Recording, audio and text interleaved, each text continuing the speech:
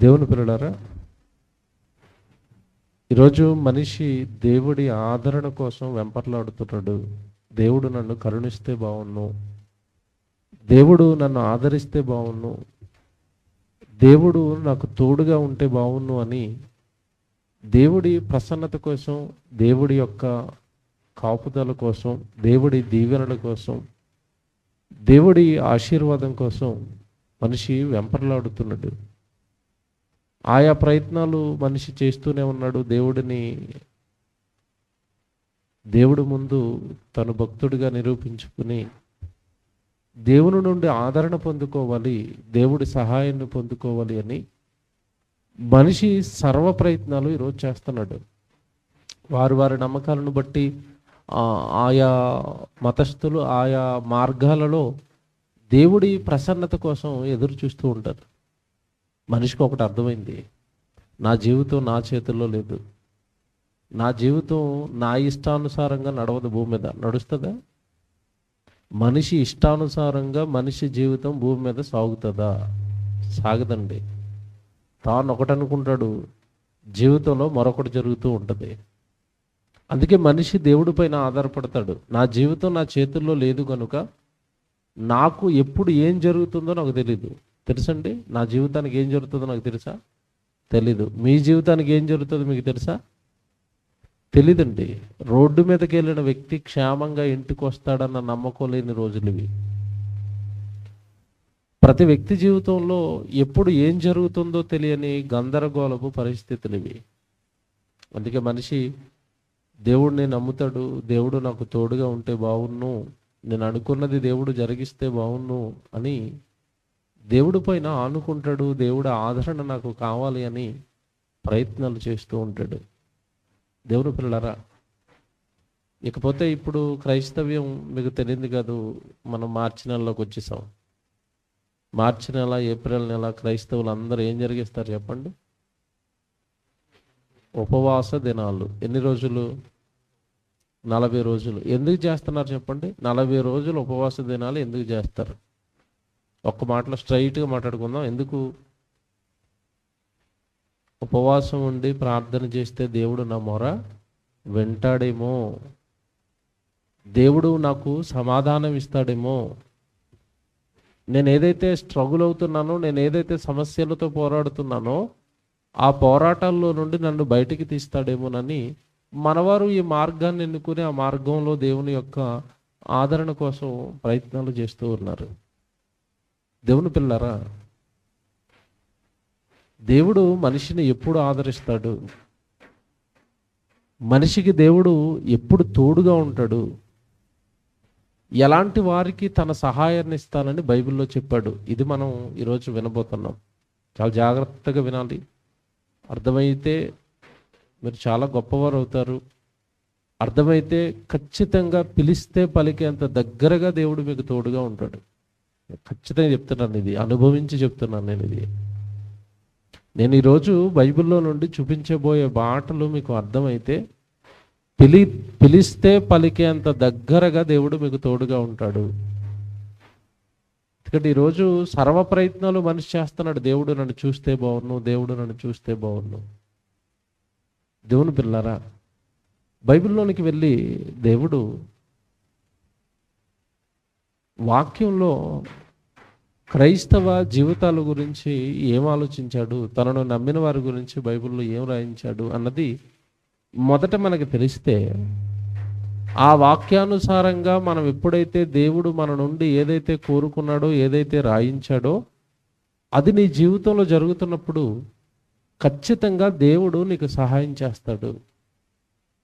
నేను మొదట చెప్పినట్టుగా సహజంగా క్రైస్తవులు ప్రభు దగ్గరకు వచ్చిన తర్వాత ఆనందాలు కోరుకుంటారు, సుఖాలు కోరుకుంటారు, సంతోషం కోరుకుంటారు. ఏ మనిషి అయినా భూమి మీద దేవుడి దగ్గరకు వచ్చేది ఎందుకు అంటే, దేవుడు నాకు మంచి ఆరోగ్యం ఇస్తాడు, దేవుడు నాకు ఆనందకరమైన జీవితం ఇస్తాడు, సంతోషం ఇస్తాడు, ఆనందం ఇస్తాడు, దానికోసమే నేను దేవుడి దగ్గరికి వెళతాను అన్నట్టుగా వస్తున్నారు.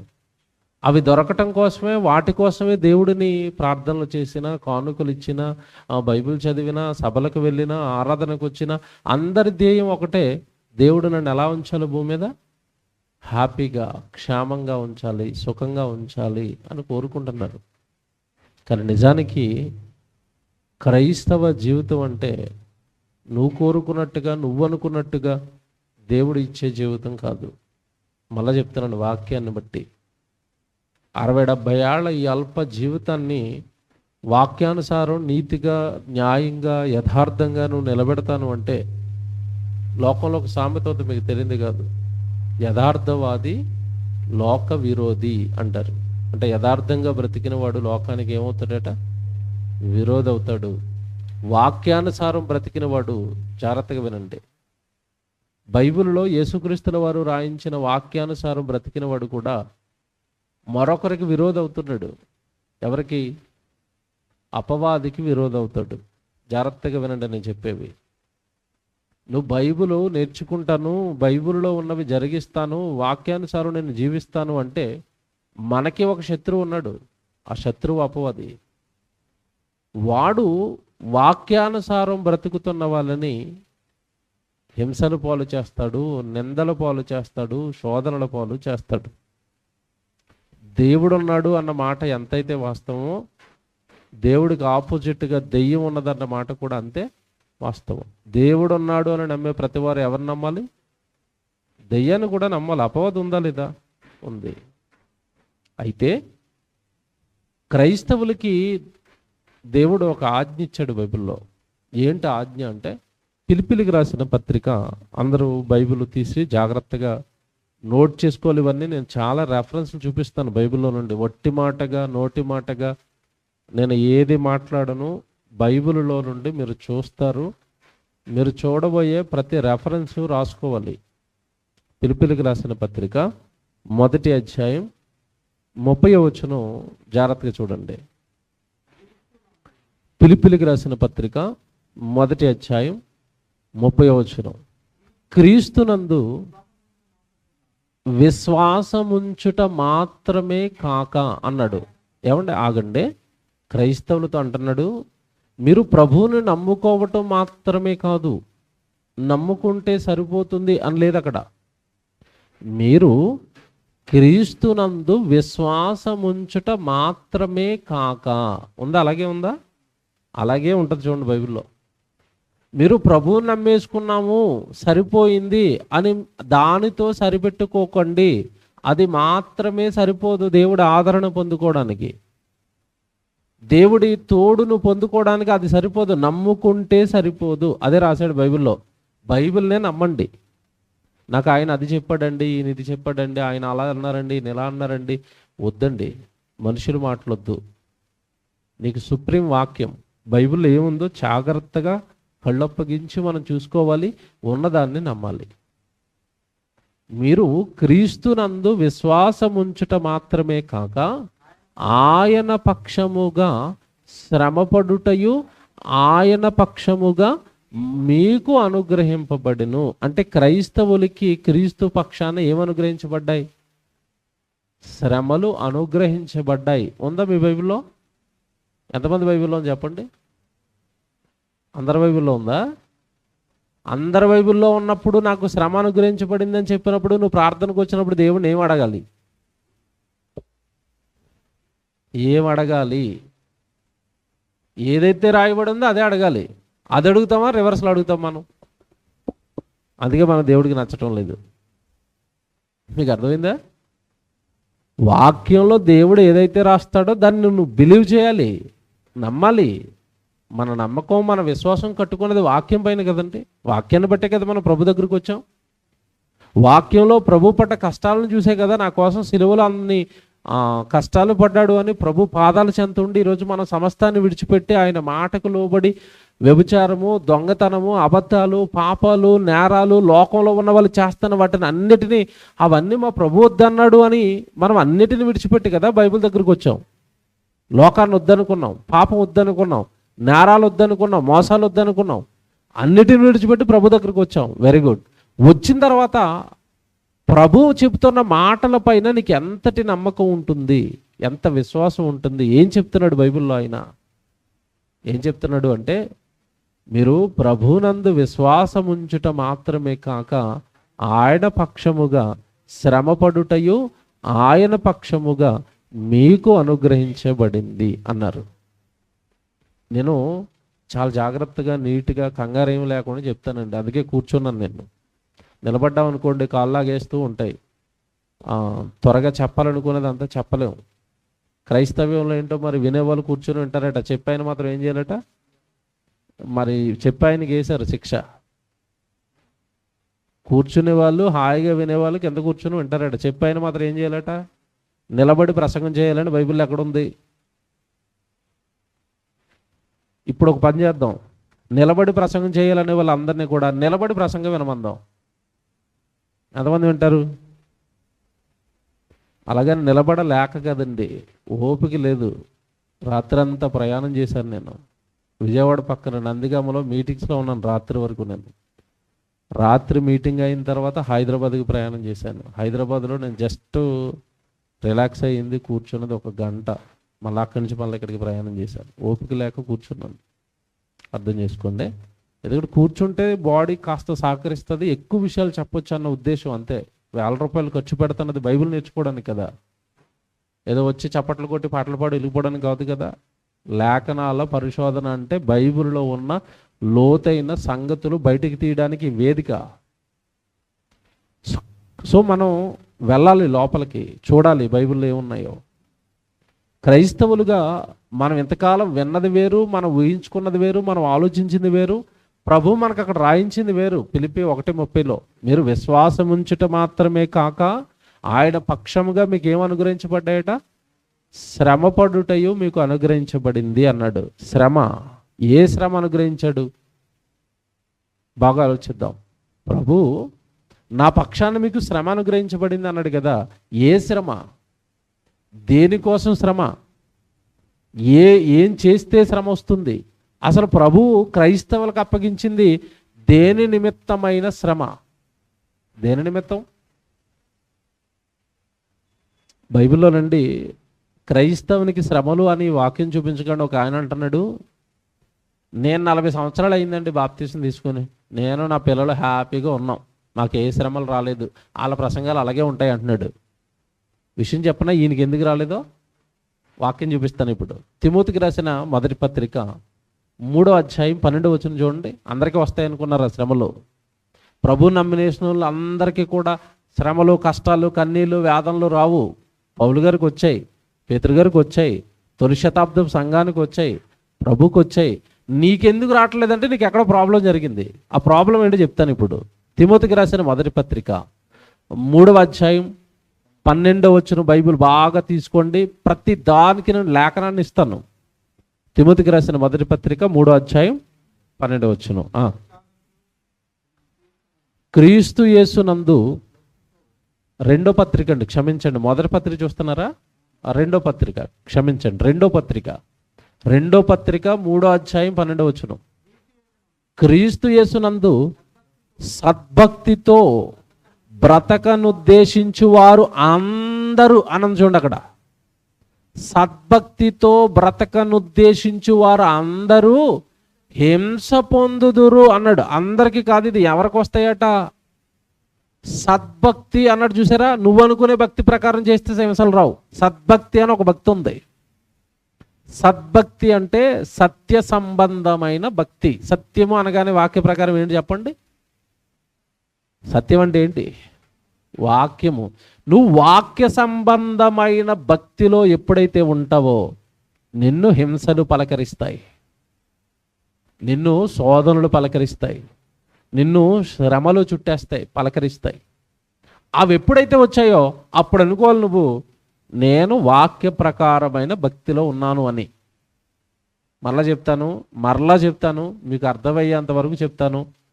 మీరు బాగా నేను చెప్పే మాటలు ఆలోచించండి. ఏదో అన్ని మాటలు అన్ని ప్రసంగాలు విన్నట్టుగా వింటే ఈ ప్రసంగం మాత్రం అర్థమవుతుంది, చాలా కష్టం. ప్రభు అంటున్నాడు, నా యందు విశ్వాసం ఉంచటం మాత్రమే కాక నా పక్షమున మీకు ఏం అనుగ్రహించబడ్డాయి? శ్రమలు అనుగ్రహించబడ్డాయి అన్నాడు. శ్రమలు ఎవరికి వస్తాయి ప్రభు అనేసరికి ఇంకొక లేఖనంలో మనకేం చెప్పాడు? ఎవరైతే క్రీస్తు యేసునందు సద్భక్తితో బ్రతకాలనుకుంటున్నారో, సద్భక్తితో బ్రతకను ఉద్దేశించేవారు, బ్రతికేవారు వేరు, వినేవారు వేరు, మాట్లాడేవారు వేరు. మరలా చెప్తున్నాను, చాలామంది బైబిల్లో ఉన్న వచనాలు మాట్లాడతారు, బ్రతకరు. చాలామంది బైబిల్లో ఉన్న వాక్యాలు వింటారు, బ్రతకరు. కానీ అక్కడ మాట్లాడుతున్నది ఎవరి కోసం? హింసలు ఎవరికి వస్తాయట? సద్భక్తితో బ్రతక ఉద్దేశించువారు బ్రతకాలి. దేవుడు ఇలా రాశాడు వాక్యం. అబద్ధం ఆడొద్దు అన్నాడు, నేను అబద్ధం ఆడను అన్నారు అనుకోండి, వాడికి స్టార్ట్ అవుతాయండి. ఏం స్టార్ట్ అవుతాయి? హింసలు స్టార్ట్ అవుతాయి. అప్పుడప్పుడు చూడండి, అమ్మ నాన్నలు ఇంట్లో ఉంటారు, పిల్లల్ని డోర్ ముందు ఎట్టి, ఒరే పలానా అంకులు వస్తే నేను లేనని చెప్పరా. ఏం వాడిస్తున్నారు పిల్లలతో? అబద్ధం.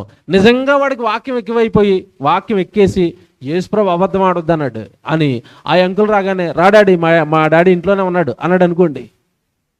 అంకుల్ వెళ్ళిపోయిన తర్వాత వీడికి ఏం పడతాయి చెప్పండి? వీపు మీద ఎందుకు వచ్చినాయి వాడికి దెబ్బలు చెప్పండి? ఆడి నడ్డు ఎందుకు పగిలింది?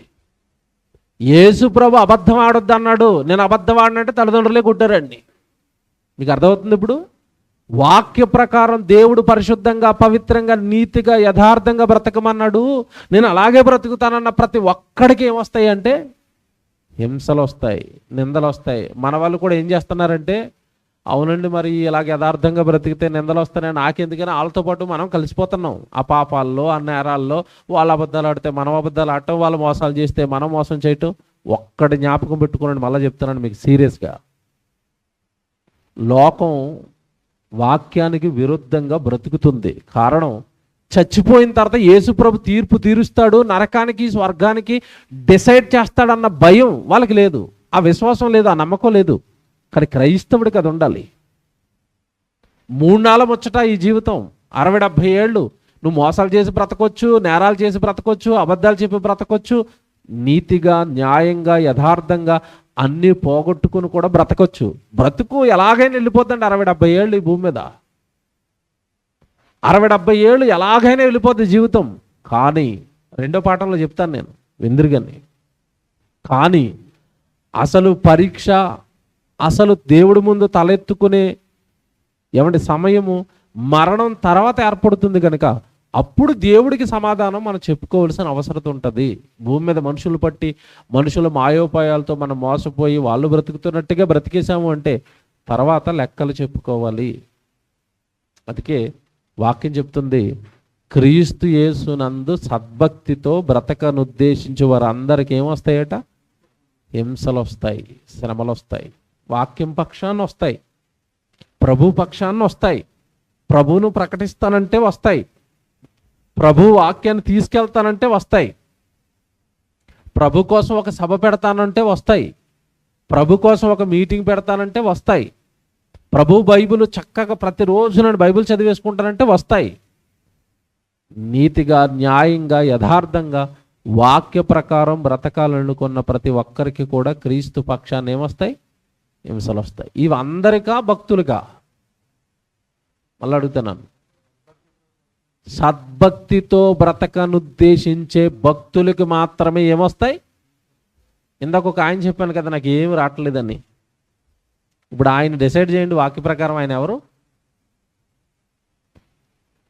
ఆయన భక్తిపరుడుగా ఫీల్ అవుతున్నాడు తప్ప అది వాక్య సంబంధమైన భక్తి కాదు. మీకు ఇంకో ఉదాహరణ చెప్తాను, మీరు బాధపడకండి, నేను ఎవరిని విమర్శించటం లేదు. సత్య దూరంగా ఎవరు బ్రతుకుతున్నా వాళ్ళని వాక్యం ప్రకారం తప్పుగా మేము ఖండిస్తాం. నేను చాలా సంవత్సరాల క్రితం ఉండి ఒక చోట సభకి వెళ్ళాను, ప్రార్థనకి వెళ్ళాను. అప్పటికే వేసవికాలం, అలసిపోయాను, తిరిగి అలసిపోయి చాలా నీరసంగా లోపల గది సిద్ధం చేస్తుంటే పిల్లలు గేటు దగ్గర నుంచి ఉన్నానండి. ఆ గేటు దగ్గర నుంచి ఒక ఆయన అలాగ వెళుతున్నారు, నడుచుకుంటూ వెళుతుంటే కన్వీనర్స్, ఆయన సేవకుడట, సార్ మీరు సేవకులు కదా, సాయంత్రం ప్రార్థన పెట్టామండి, మా దగ్గరికి రండి అన్నారు. ఓకేనండి వస్తాను. ఎవరు సేవకులు అంటే, ఇగో ఈయనండి, దూర ప్రాంతం నుంచి వచ్చారు వాక్యం చెప్పడానికి అంటే, సరేలే అన్నాడు. అని సాయంత్రం రండి సార్ తప్పనిసరిగా అంటే, నేను సాయంత్రం రాలేను బాబు అన్నాడు. ఏం సార్ ఎక్కడికైనా ప్రార్థనకి వెళ్తారా, ఎక్కడికైనా వాకింగ్ చెప్పడానికి వెళ్తున్నారా, ఎక్కడైనా మీటింగ్ ఉందంటే, లేదు బాబు మీకు తెలియదులే, అది నేను చాలా బిజీగా ఉంటాను అన్నాడు. నేను అలాగే వింటున్నాను అన్నీ. ఏటో బాను బిజీగా అంటే పెద్ద పాస్టర్ గారు ఏమో ఒక 5-6 సంఘాలు ఉన్నాయేమో, లేకపోతే ఎక్కడైనా వాకింగ్ చెప్పడానికి వెళ్ళిపోతాడేమో, బాప్తీసం ఇవ్వడానికి వెళ్ళిపోతాడేమో నేను అనుకుంటున్నాను. మీకు తెలియదు బాబు, మీరు మీరు మీరు సరైనది భక్తి కాదు బాబు మీది. సభలేటి అత్తమాను సువార్తలేటి మీరు అంటే సభలు అంటారు, మరి ఏం చేయాలి అయ్యారు అంటున్నాడు ఈయన కన్వీనర్. ఏం చేయాలంటేనండి, నా వైపు చూడన్నాడు. చూడని లూజ్ ప్యాంట్ వేసుకొచ్చాడండి. వైట్ ప్యాంట్, లూజ్ ప్యాంట్లు ఉంటాయి కదా పెద్దవాళ్ళు వేసుకుంటారు ఊర్లో. ఆ ప్యాంట్ ఇలా బాగా పైకెత్తి మోకాలు చూపిస్తున్నాడు. మోకాల మీద నల్లగా మచ్చలు ఉన్నాయి. అంటున్నాడు, ఇలాగ అయిపోయే వరకు ఇంట్లో కూర్చొని ప్రార్థన చేయాలి, సభలెట్టడం కాదు అంటున్నాడు. అంటే సాయంత్రం పూట ఈయన సభకు రానిది దేనికోసం చెప్పండి? ఇప్పుడు ఇంట్లో కూర్చొని ప్రార్థన చేసుకుంటాడట. దాన్ని అతను ఎలా ఫీల్ అవుతున్నాడు? ఇక్కడ బహిరంగంగా వందల మంది ప్రజలను పిలిచి దేవుడు మాటలు చెప్పిస్తుంటే అది భక్తిగా, అది క్రియగా, అది వాక్యానుసారమైంది, అది అలా సువార్త చేయటం అనేది అది భక్తిగా కనపడటం లేదు అతనికి. ఏది భక్తిగా కనపడుతుంది? మోకాళ్ళు వేసి ప్రార్థన చేయడం భక్తి అనుకుంటున్నాడు. ఇది నిజంగా భక్తి అండి? ఒకవేళ ఇంట్లో కూర్చుని మోకాళ్ళు వేసి ప్రార్థన చేస్తే ఊరంతా మారిపోద్ది. పైగా ఏమంటున్నాడు తెలుసా? సభలు పెడితే కాదు బాబు ఊరు మారేది, ప్రార్థన చేస్తే ఊర్లో ఉన్న వాళ్ళందరూ మారిపోతారట. నువ్వు ఎప్పటి నుంచి, నాకు కోపం వచ్చిందండి, మీరు ఎప్పటి నుంచి ప్రార్థన చేస్తున్నారు అయ్యగారు అన్నాను. 40 సంవత్సరాలు అన్నారు. మీ ప్రార్థన ద్వారా ఎంతమంది మారారు అన్నాను. అలాగే చెప్తాం, నాకేం తెలుసు అంటున్నాడు.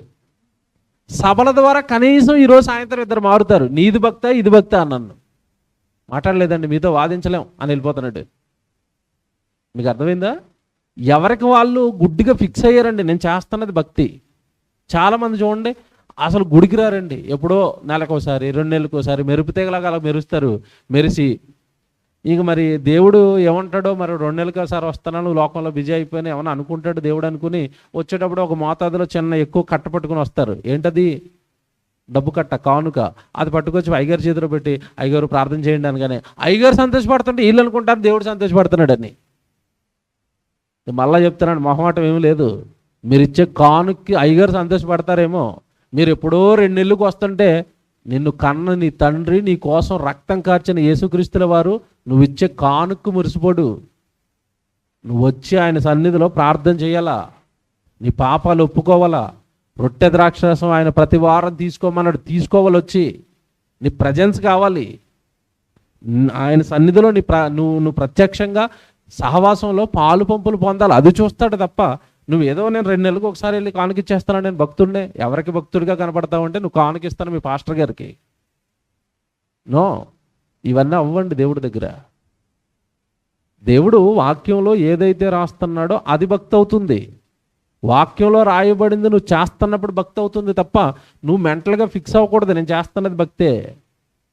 చాలామంది అండి ప్రార్థన తప్పండి, సువార్తకి సహాయం చేయటం కానీ, సువార్తకి వెళ్ళటం కానీ, కరెక్ట్గా దేవుడి సన్నిధికి వచ్చి వాక్యం నేర్చుకోవటం కానీ, వాక్యం చెప్పటం కానీ, బైబిల్ చదవటం కానీ ఇవి ఏమి చేయరండి. ప్రార్థన ఒకటే చేస్తూ ఉంటారు. ప్రార్థన చేసి వాళ్ళు ఎలా ఫీల్ అవుతున్నారు? వాళ్ళు భక్తులుగా ఫీల్ అవుతున్నారు. బైబిల్లో మాట ఉంది, ఎలాంటి వాళ్ళని ఉద్దేశించే దేవుడు బైబిల్లో మాట రాశాడు. ఏమని రాశాడో తెలుసా? నువ్వు అనుకుంటున్నది భక్తి అని అనుకున్నావా? ఒకప్పుడు ఇశ్రాయేలు కూడా ఇలాగే మోసపోయారు. నేను చేస్తున్నది భక్తే, దేవుడు అడ్జస్ట్ అయిపోతాడు అనుకున్నావు. కాదు, నువ్వు అనుకున్న దానికి దేవుడు అడ్జస్ట్ అవ్వడు. వాక్యానికి నువ్వు అడ్జస్ట్ అవ్వాలి. వాక్యానుసారంగా నీ జీవితంలో ఆ వాక్యానికి ఏమైనా లోపాలు ఉంటే నువ్వు సరి చేసుకోవాలి తప్ప నీ మాటలకి దేవుడు అడ్జస్ట్ అవ్వడు. దేవుడి వాక్యానికే నువ్వు అడ్జస్ట్ అవ్వాలి. ఒక మాట చూపించమంటారా? రోమపత్రిక రండి, అందరూ రోమపత్రిక రండి, 10వ అధ్యాయానికి రండి. క్షమించండి, 2వ అధ్యాయం అనుకుంటే చూపిస్తాను. 2వ అధ్యాయానికి రండి, లేదంటే 2వ అధ్యాయానికి రండి. 2వ అధ్యాయం 13వ వచనం చూడండి. 2వ అధ్యాయం రోమపత్రిక 2వ అధ్యాయము 13వ వచనం. ధర్మశాస్త్రము వినువారు దేవుని దృష్టికి నీతిమంతులు కారు కానీ ధర్మశాస్త్రమును అనుసరించి ప్రవర్తించువారే నీతిమంతులుగా ఎంచబడతారు. ఏమన్నా చెప్పండి? వినేవాళ్ళు నీతిమంతులట, ప్రవర్తించే వాళ్ళు నీతిమంతులట. వాక్యము విని దాని ప్రకారం ప్రవర్తించువాడే దేవుని దృష్టికి ఏమవుతాడు? నీతిమంతుడు. కానీ వాక్యం విషయంలో మనం ఎక్కడి వరకు, మన హృదయం ఎక్కడి వరకు ఆలోచించి వదిలేసిందంటే నువ్వు గుడికి వెళ్తున్నావా, ఆదివారం ప్రసంగం విన్నావా, జస్ట్ నువ్వు భక్తుడు అంటుంది అంతే. సభకి వెళ్ళిపోయావా, వాక్యం విన్నావా, వచ్చేసావా, నువ్వు ఆశీర్వాదం వచ్చింది, నువ్వు దీవింపబడిన వాడు అంటుంది. వాక్యం అలా చెప్పలేదండి. విన్న వాళ్ళంతా నీతిమంతులని చెప్తుందా వాక్యం? ఇప్పుడు మీరు చదువుకున్న రెఫరెన్స్, వినువారు దేవుని దృష్టికి నీతిమంతులు కారు. విన్న వాక్య ప్రకారం ఎవరైతే ప్రవర్తిస్తున్నారో వాళ్ళే నీతిమంతులు. యేసుప్రభు ప్రసంగం వినడానికి 1000 మంది వచ్చారండి. ఆ 1000 మంది అందరూ కూడా యేసుప్రభు ప్రసంగాలు విని మారిపోయారా, విని వెళ్ళిపోయారా భోజనం చేసి? యేసుప్రభు రొట్టె చేపలు పెడుతున్నాడని పులువ మంది వచ్చేసారండి, 1000 మంది. ఆ విన్న వాళ్ళందరూ మారిపోయారు అనుకుంటున్నారా? భలే చెప్పాడండి యేసుప్రభు అని చప్పట్లు కొట్టారు, వెళ్ళిపోయారు వాళ్ళు. ఆ చప్పట్లు ఆయనకి ఎందుకు? అంతే కదండి. ఈరోజు చాలామంది ప్రసంగం విన్న తర్వాత ఏం చేస్తారంటే ప్రసంగికుడి దగ్గరికి వెళ్ళి చాలా బాగా చెప్పారండి, చాలా బాగా చెప్పారని అంటారు. చాలా బాగా చెప్పారు అంటున్నారు కదా, రెండో రెఫరెన్స్ ఏం చెప్పారని అడగండి. మాకేం తెలుసు బాబు, చాలా బాగా చెప్పావు అంతే. అది ఎక్కిందా లోపలికి? నో. ఏమండి మీరు పొగడతారు ఎవరికి? ఏమండి మీరు చెప్పిన ప్రసంగికుడిని పొగిడినా దేవుడేం మురిసిపోడండి. ఆయన చెప్పిన వాక్యాన్ని మీ హృదయాలలోకి వంట పట్టించుకుని ఒక్కరు మారితే చాలు, దేవుడికి ఆనందం. 10వ అధ్యాయానికి రండి. ఇక్కడ ఎంత మంచి మాట ఉంటుందో. 10వ అధ్యాయం 2వ వచనం, రోమపత్రిక 10వ అధ్యాయము 2వ వచనం. మన గురించి రాశారండి, ఇది మన గురించే, పర్టికులర్గా మన గురించే ఇది. రోమపత్రిక 10వ అధ్యాయం 2వ వచనం, వారు దేవుని గూర్చి ఆసక్తి కలవారని వారిని గూర్చి సాక్ష్యం ఇచ్చుచున్నాను. ఏమంటే మన గురించి ఏంటంటే సాక్ష్యం? నేనంటే వాళ్ళకి ఆసక్తే, నేనంటే వాళ్ళకి ఇష్టమే. నా ప్రార్థనలకు వస్తారు. ఏమంటే బాప్తిస్మాలు తీసుకున్నారు, బైబిల్ కొనుక్కున్నారు, చక్కగా దానికి జిప్పేశారు. ఇబ్బంది ఏంటంటే జిప్పు తీయటం లేదు. నేనంటే ఆసక్తే, నేనంటే ఆసక్తి కనుకే బాప్తిజం తీసుకున్నారు, నేనంటే ఆసక్తి కనుకే బైబిల్ కొనుక్కున్నారు, తర్వాత కవర్ కూడా కొనుక్కున్నారు. నాకు ఇక్కడ ఇబ్బంది ఏంటంటే బైబిల్ కొనుక్కొని కవర్ వేసుకునేంత వరకు బాగుంది వాళ్ళ ఆసక్తి, ఓపెన్ చేయటం లేదు, అది నాకు నచ్చటం లేదు అన్నాడు. ఇప్పుడు బైబిల్ కొనుక్కుంటే దేవుడు ఆనందపడతాడా? ప్రతిరోజు చదివితే ఆనందపడతాడా? మీరు చెప్పండి. మన భక్తి ఎక్కడి వరకు ఆగింది? మీరు చూడండి, చాలామందిని చూస్తానండి నేను, ప్రతి మీటింగ్కి వస్తారండి, ప్రతి మీటింగ్కి వచ్చి బుక్ స్టాల్ దగ్గరికి వెళ్ళి కొత్త బైబిల్ కొనుక్కుంటారు. నేను చాలామంది చూశాను అలాగా. బుక్ స్టాల్కి వెళ్ళి ప్రతిసారి కొత్త బైబిల్ కొనుక్కుంటుంటే అమ్మో పాత బైబిల్ చిరిగిపోయిందేమో చదివి అనుకుంటారు. వృత్తిదే, ఇంటి నిండా పేరుతాడు ఒకదానిపైన ఒకటి. ఎక్కడ కొత్త కవర్లు కనపడితే కొత్త కవర్ కొనేస్తాడో, బైబిల్ గీసేస్తాడు. అబ్బాయి ఎంత భక్తిపరుడో. మీ భక్తి ఎలాంటిదో మీ బైబిల్ చెప్తుందండి. ఎలా చెప్పమంటారా? ఇక్కడ కూర్చున్న మీ భక్తి ఏంటో కూడా మీ బైబిలే చెప్తుంది. ఎలా చెప్పండి? మీరు ఎంత భక్తిపరులో మీ బైబిల్ జిప్పు తీస్తే తెలిసిపోతుంది. ప్రతిరోజు బైబిల్ చదువుతున్నారనుకోండి, బైబిల్ ఏమైపోద్ది? నువ్వు ఇలాగ అయిపోద్ది, సిరిగిపోయి టేబుల్ వేసుకుని తిరుగుతాం మేము రోజు, దీంతోనే పని. ఇప్పుడు మీ పక్కన ఉన్న వాళ్ళు బైబిల్ ఓపెన్ చేయండి, అస్సలు ఏ పేజీ నలుగు ఉండదు, ఏ పేజీ తిరిగి ఫ్రెష్ కొత్త బైబిల్ లాగా ఉంటుంది. అంటే ఇంట్లో పూజ జరుగుతుంది దానికి, రోజును చదవటం లేదు. అదే మాట్లాడుతున్నాడు అక్కడ 2వ వచనంలో, వారు దేవుని గూర్చి ఆసక్తి గలవారని వారిని గూర్చి సాక్ష్యం ఇస్తున్నాను. నేనంటే ఇష్టమే, నేనంటే ఆసక్తి ఉంది కానీ అని పెడతారు. చూడండి ఇప్పుడు ఎంత భయంకరమో తెలుసండి ఆ మాట. వారు దేవుని గూర్చి ఆసక్తి కలిగిన వారిని వారిని గూర్చి సాక్ష్యం ఇచ్చుచున్నాను, అయినను వారి ఆసక్తి జ్ఞానానుసారమైనది కాదు. అది ప్రాబ్లం. నీకున్న ఆసక్తి వాక్యానుసారమైనది కాదు. బైబిల్ కొనుక్కునేంత వరకు బాగుంది. దివారాత్రములు బైబిల్ ధ్యానించేవాడు ధన్యుడు, అది వాక్యం, అది రావట్లేదు. మీకు అర్థమైంది ఇప్పుడు క్లియర్గా? వారు దేవుని గురించి ఆసక్తి ఉంది కానీ ఆ ఆసక్తి జ్ఞానానుసారమైనది కాదు, వాక్యానుసారమైనది కాదు. ఇందాక ఒక ఆయన జ్ఞాపకం చేశాను కదా, పెద్ద ఆయన్ని. ప్రార్థన చేయడం తప్పు కాదండి, ప్రార్థన చేయాలి. కానీ 24 గంటలు ప్రార్థనే చేస్తానంటే ఏంటి చెప్పండి? వాక్యానుసారంగా తప్పు. ఎలాగంటారా? అపోస్తుల కార్యాలు 2వ అధ్యాయంలో సంఘం కట్టబడింది. సంఘం కట్టబడిన తర్వాత పేతురు గారు కట్టబడిన సంఘానికి, ఇదిగో మీరు ఆత్మీయ జీవితంలో ఎదగాలి అంటే ఈ 4 క్రియలు మీ జీవితంలో ఉండాలి అని చెప్పాడు. ఈ 4 మీరు జరిగించాలి అని చెప్పాడు. 2వ అధ్యాయము 42వ వచనం చూడండి.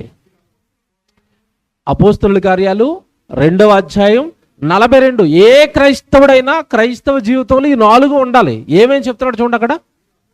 మీరు అపోస్తుల బోధ యందును. మొదట మీరు ఏ బోధలో ఉండాలి?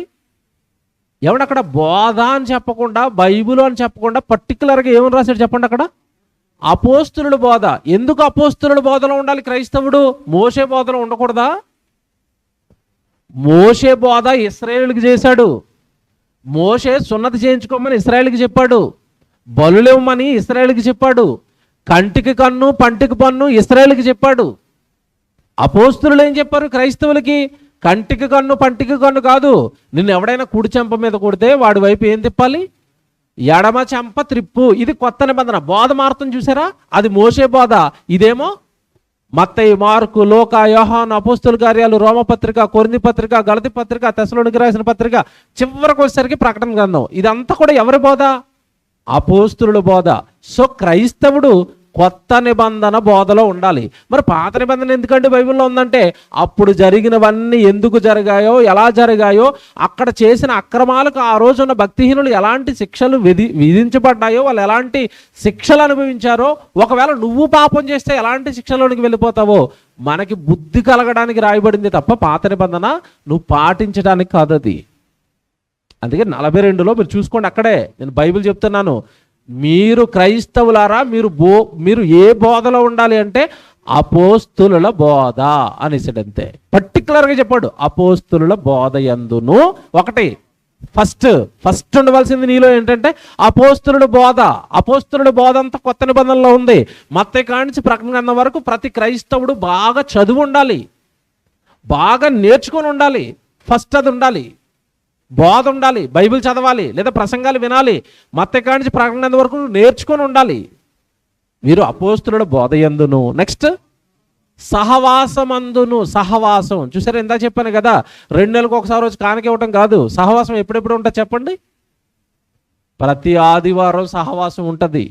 మధ్యలో ఏమైనా ఉపవాస కూడికలు ఉంటాయి, లేదా మధ్యలో ప్రార్థనలు ఉంటాయి, మధ్యలో బైబిల్ తరగతులు ఉంటాయి, కృతజ్ఞత కూడికలు ఉంటాయి. నీ ప్రజెన్స్, నీ సహవాసం ఉండాలి కదా సంఘంతో. ఫస్ట్ బోధలో ఉండాలట, 2 సహవాసంలో ఉండాలట, 3వది వచ్చింది చూడండి. అక్కడ ఏమొచ్చింది? 3వది రొట్టె విరుచుట యందును. సహవాసానికి వస్తే కదా రొట్టె విరిచేది. నువ్వు సహవాసానికి వస్తే కదా ద్రాక్షరసం ఏమంటే ఆ రక్తం త్రాగేది. అసలు నువ్వు కనపడవు, 2 నెలలకి ఒకసారి ఇస్తావు నీ ప్రత్యక్షత దేవుడికి. ఇంకెక్కడ రొట్టె విరుస్తావు నువ్వు?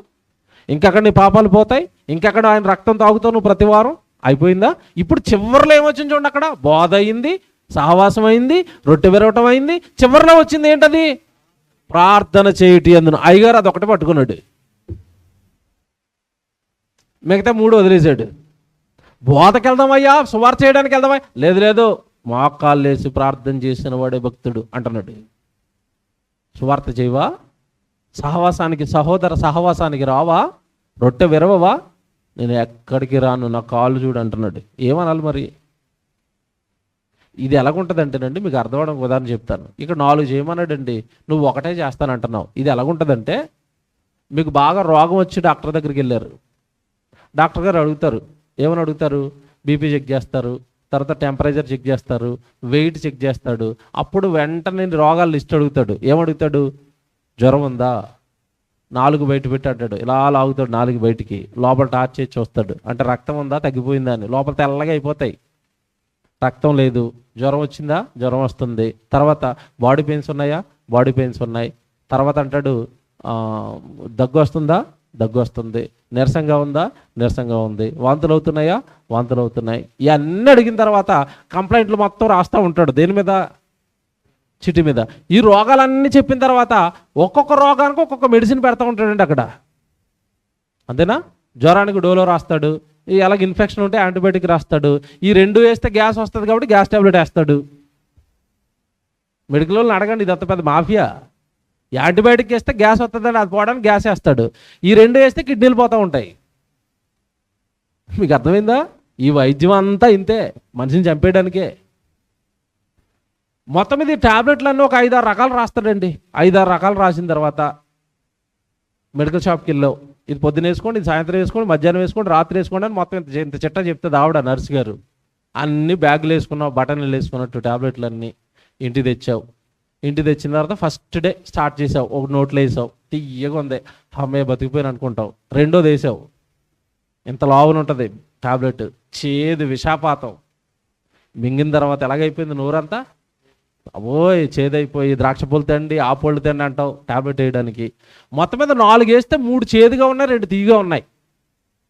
జాగ్రత్తగా ఉన్నాడు. 5 వేసారు అనుకుందాం, 3 ఎలాగ ఉన్నాయి, చేదుగా ఉన్నాయి. 2 టాబ్లెట్లు ఎలా ఉన్నాయి, తీయగా ఉన్నాయి. ఇప్పుడు టాబ్లెట్లు ఈ 3 చేదుకున్నట్టును పక్కకు పెట్టేసి, తీపుకున్న ఈ 2 పక్కన పెట్టేసి, ఈ 2 తీయగా ఉన్నాయి కాబట్టి 3 పూటలు వేస్తున్నాడు. తీపిగా ఉన్నాయి, రోగం తగ్గుతుందా ఎక్కువైపోతుంది చెప్పండి. డాక్టర్ 5 టాబ్లెట్లు రాస్తే ఎన్ని వేయాలి, 5 వేయాలి. నీకు నోటికి తీయగా ఉన్న 2 వేస్తున్నావు అనుకోండి, తగ్గుతుంది రోగం? తగ్గదు. ఇప్పుడు చెప్తాను అసలు కారణం మీరు బాధపడినా. అక్కడ నువ్వు బోధకి వెళ్ళరా, సహవాసానికి వెళ్ళరా, రొట్టె పెరుగు ద్రాక్షరసం తీసుకోరా, ఆ తర్వాత ప్రార్థన చేయరా అంటే మిగతా 3 వదిలేసి చివరిది ఎందుకు పట్టుకున్నారో చెప్పాలి నాకు.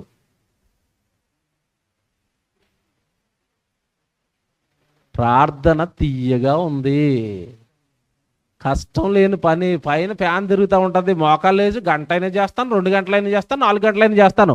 పక్కూరికి సువార్త చేయడానికి ప్రయాణం చేయి, అది చేదు టాబ్లెట్ అనమాట. అర్థమైంది ఇప్పుడు మీకు కదా? తీయగా ఉంది ప్రార్థన. ఏముంది, నోట్లో 4 ఉంది, ఏమంటే వేసుకోవడానికి ఇల్లు ఉంది, మోకాలు వేయడానికి, పైన ఫ్యాన్ తిరుగుతూ ఉంటుంది. ప్రభా స్తోత్రం, ప్రభా స్తోత్రం, ప్రభా స్తోత్రం, ఎంత బాగుంది, హాయి. మరలా చెప్తున్నాను, ప్రార్థన నేను వెక్కిరించటం లేదు, ప్రార్థన తప్పు అంటం లేదు, అదే చేస్తానంటాం తప్పు. 4 రకాల కార్యక్రమాలు క్రైస్తవుడికి అప్పగించుకున్నప్పుడు 4 చేయాలి. కానీ ఈరోజు ఏమనుకుంటున్నారంటే, కానుకిచ్చే వాళ్ళు ఎప్పుడు గుడికి రారండి, కానుకిస్తారు, నేను భక్తుల్నే. ఎప్పుడు దేనికి రారు, ప్రార్థన చేస్తారు, నేను భక్తుల్నే. అసలు వాక్యం చదవరు, నేను భక్తుల్నే. బైబిల్ అసలు ఇంట్లో చదివే అలవాటే లేదు, నేను భక్తుల్నే. ఎవరికి వాళ్ళంగా మనం చేస్తున్న భక్తి రైటే అని ఒక మూఢ భక్తిలోకి వెళ్ళిపోయా. మళ్ళీ చెప్తున్నాను, క్రైస్తవులంగా నా సహోదరులుగా మిమ్మల్ని ప్రేమించి చెప్తున్నాను, మీరు ఏదో బుర్రలో ఫిక్స్ అయ్యారు, ఇది రైట్ ఇది భక్తి అనుకుని అది చేసుకుంటూ వెళ్ళిపోతున్నారు, తప్పండి అది. మళ్ళా చదువుతాను 2వ వచనం, 10వ అధ్యాయం 2వ వచనం, రామపత్రిక 10వ అధ్యాయం 2వ వచనం. వారు దేవుని గూర్చి ఆసక్తి కలిగిన వారిని గూర్చి సాక్ష్యం ఇచ్చుచున్నాను, అయినను వారి ఆసక్తి జ్ఞానానుసారమైనది కాదు. ఎలయనగా చెప్తాడు చూడండి, ఎంత బాగా మాట్లాడుతాడండి దేవుడు. 3వ వచనం చూస్తున్నారా, రామపత్రిక 10వ అధ్యాయం 3వ వచనం. ఎలయనగా వారు దేవుని నీతిని ఎరుగక తమ స్వనీతిని స్థాపింపబూనుకొనుచు దేవుని నీతికి లోబడలేదు. అదండి, స్వనీతిని స్థాపించుకున్నారంట. నేను చేస్తున్నది రైట్ అంతే, నేను ఎవడి మాట ఎన్నో. స్వనీతిని స్థాపించుకున్నారు, దేవుడి నీతిని పక్కకు పెట్టారు, దేవుడి వాక్యం పక్కకు పెట్టారు. నేను చేస్తున్నది రైట్ అంతే, నీకేం తెలియదు అంటాడు ఒక ఆయన. నాకేమి తెలియదు అయ్యా, నువ్వు అంటున్నా నిజమే, నాకేం తెలీదు, నాకేమి తెలీదు. నేను నీ ముందు పెడతానది వాక్యం. వాక్యానికి ఏం తెలీదా, దేవుడికి ఏం తెలీదా? తప్పు చేస్తున్నారండి. కనుక దేవుని పిల్లలారా, క్రైస్తవుడు అనగానే, క్రైస్తవ జీవితం అనగానే, భక్తి అనగానే నీకు ఇష్టం వచ్చింది జరిగించటం కాదు. ఏమన్నా జరిగించాలి, వాక్యంలో ఉన్నది జరిగించాలి. Very good. ఫిలిప్పీ 1:30 అక్కడే కదా స్టార్ట్ అయ్యాం ఇదంతా. వాక్యంలో దేవుడు మనకి ఏమున్నాయని రాశాడు అంటే, క్రీస్తు పక్షమున మీకు ఏమనుగ్రహించబడింది, శ్రమలు అనుగ్రహించబడ్డాయి. శ్రమలు ఎందుకు ప్రభా, మేమెందుకు మీ పక్షాన శ్రమ పడాలి, మేమెందుకు భూమి మీద నిన్ను నమ్మటమే కాకుండా నీ పక్షాన్ని మేమెందుకు శ్రమ పడాలి, మేమెందుకు ఆకలి దెప్పుకులు ఇవ్వాలి, మేమెందుకు మా కష్టార్జితాన్ని ఇవ్వాలి, మేమెందుకు ఎండలో పడి సువార్తకి వెళ్ళాలి, మా కాళ్ళు మా కళ్ళు మన శరీరము అన్నీ మీకోసం ఎందుకు నలిగిపోవాలి, సువార్త పక్షాన మేము ఇది ఎందుకు చేయాలని దేవుడిని అడిగితే దేవుడు అంటున్నాడు. ఏమండి, అప్పుడప్పుడు చూడండి, కొంచెం మంచి మనసు ఉన్న వాళ్ళు ఎవరితోనైనా ఏదైనా పని చేయించుకున్నారనుకోండి, పని చేయించుకున్నప్పుడే ఒక మాట అంటారండి. ఏమంటారు చెప్పండి? అయ్యా నీ కష్టాన్ని ఊరకనే పోనయ్యా అంటారు. అంటే అర్థం ఏంటి? ఏదో ఒకటి నీ కష్టానికి ఫలంగా నేను నీకు ఇచ్చేస్తాను. ఇప్పుడు దేవుడు నా పక్షంగా మీకు శ్రమ అనుగ్రహించబడింది, నా పక్షంగా మీరు శ్రమలు పడండి, కష్టాలు పడండి అన్నాడు. బాగా వినండి, అసలు భూమి మీద దేవుడిని నమ్మటమే చాలా గొప్ప. ఎందుకంటే దేవుడి దగ్గరకు వచ్చేవారు, నిజమైన దేవుడిని ఎరిగిన వారు, సృష్టికర్తను ఎరిగిన వారు, యేసుక్రీస్తుల వారి దగ్గరకు వచ్చిన వారే కొద్దిమంది. వచ్చిన వాళ్ళని దేవుడు మరలా మీరు వచ్చారు కనుక వచ్చిన నా పిల్లలుగా మీరు కష్టపడండి అన్నాడు. కష్టపడితే దేవుడు ఊరకనే మనల్ని వదిలేస్తాడా? బాగా ఆలోచించండి. వదులుతాడా? అసలే ప్రేమమయుడు. మనం దెబ్బలు తింటామని ఆయన అడ్డు పెట్టాడు యేసుప్రభు మన మీద ఆ దెబ్బ పడకుండా. మనకి ముళ్ళ కిరీటం పడాలి, ఆయన పెట్టించాడు నెత్తి. నా అందరి ముళ్ళు పట్టుకొచ్చి నా నెత్తి మీద పెట్టేయండి, నా సహోదరులకి ఏం కాకూడదు అని మన పక్షాన మన మీద పడవలసిన దెబ్బలని ఆయన తిన్నప్పుడు, మీరు నేను దేవుని నమ్మిన తర్వాత వాక్యంలో శ్రమలు అన్నారు కదా, మీ పని కోసం, మీ సువార్త కోసం, మీ సంఘం కోసం మేము శ్రమ పడతాం తండ్రి అని వాక్యాన్ని మీరు ఎప్పుడైతే నమ్మి మీరు దేవుడు పని చేయడానికి వెళ్తారో శ్రమలు వస్తాయి. ఆ శ్రమలు పడుతుంటే దేవుడు మనల్ని చూసి ఊరుకుంటాడా? అస్సలు ఊరుకోడు. మనం ఉన్నది ఎవరి దగ్గర? మళ్ళా చెప్తున్నాను, ఎవరి దగ్గర? దేవుడు ప్రేమ స్వరూపి, ప్రేమామయుడు. ఆయన ఎందుకు వదిలేస్తాడండి నువ్వు శ్రమ పడుతుంటే? చెప్తాను ఇప్పుడు అసలుదే. అపోస్తుల కార్యాలు రాసుకోండి ఇవన్నీ జాగ్రత్తగా. అపోస్తుల కార్యాలు ఎందుకండి మేము శ్రమ పడాలి అంటే ఆయన ఏమంటున్నాడు చూడండి. అపోస్తుల కార్యాలు 14వ అధ్యాయం 22వ వచనం. అపోస్తుల కార్యాలు 14వ అధ్యాయం 22వ వచనం చూడండి. శిష్యుల మనస్సులను దృఢపరిచి విశ్వాసమునందు నిలకడగా ఉండవలననియు అనేక శ్రమలను అనుభవించి మనము దేవుని రాజ్యములో ప్రవేశింపవలననియు వారిని హెచ్చరించిరి.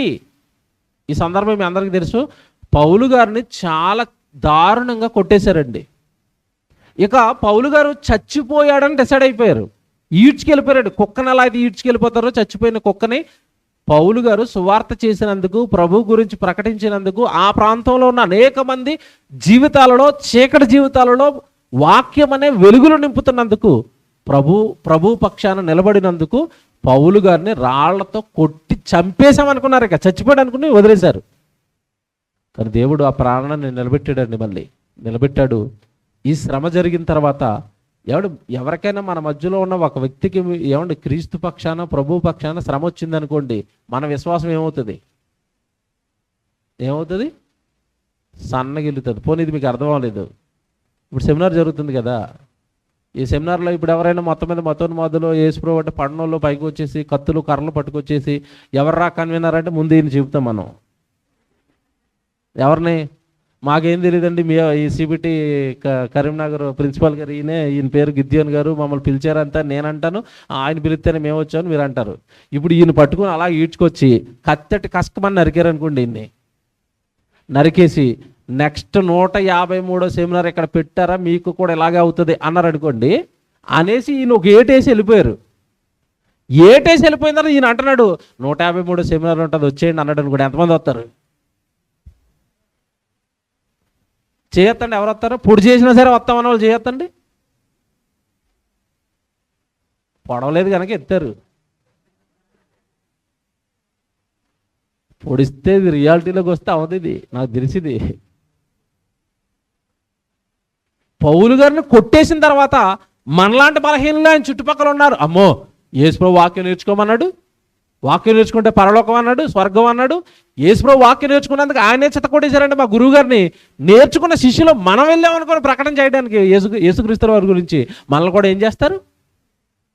పుట్టేస్తారు, తిట్టేస్తారు. మనకొద్దు, బతుకుంటే బలుసాగులు తిని బ్రతుకుదాం. ఇదేం జీవితం బాబు, ప్రభులోకి వస్తే కష్టాలు కన్నీళ్ళు మాకు వద్దని అక్కడున్న శిష్యుల మనసులు ఏమైపోయాయంటే విశ్వాసంలో సన్నగిల్లాయి. అప్పుడు వాళ్ళ దగ్గరికి వెళ్ళాడు. అప్పుడు వాళ్ళ విశ్వాసుల మనసులను ఏం చేశాడు? దృఢపరిచి, మనము ఇలాంటి అనేక శ్రమలు అనుభవించి మనం ఎక్కడికి వెళ్ళాలి? వచ్చిన ఒక శ్రమకే మీరు సన్నగిలిపోతే ఎలాగా? ఇలాంటివి అనేకం వస్తాయి.